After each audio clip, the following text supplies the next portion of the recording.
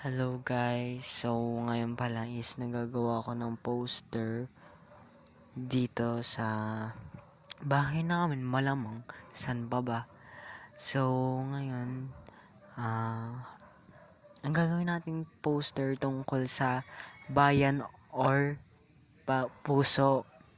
Parang yung puso, parang parang pag-ibig sa pamilya. So pipili ka dun, malamang pipili ka doon. So, gumawa ako.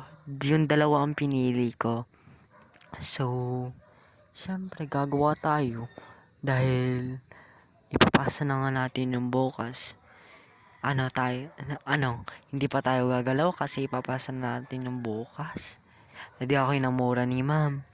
So, ngayon is gagawa tayo ng poster tungkol dun sa walang sugat na pinanood namin.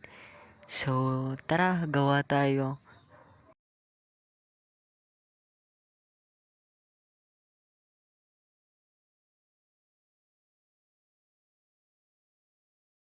So, dito sa part na to is nagkukulay na tayo dahil alam mo yun, syempre, pag walang kulay, hindi masaya.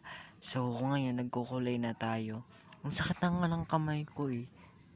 Wait, patapos na to. So, kinukulayan ko na lang ng maayos. Nagamit ako ng cotton para makatulong to sa akin. So, yan, buti na lang natapos na tayo. Ang hirap kaya magkulay. Kayo kaya magkulay tapos diinan nyo din yung Hindi kasi ako marunong mag-oil pastel. So, parang ginawa ko lang yung best ko para mapaganda lang yung poster na yan. So, buti na lang natapos na tayo. Finally, sobrang hirap talaga magawa ng poster. Thank you for watching.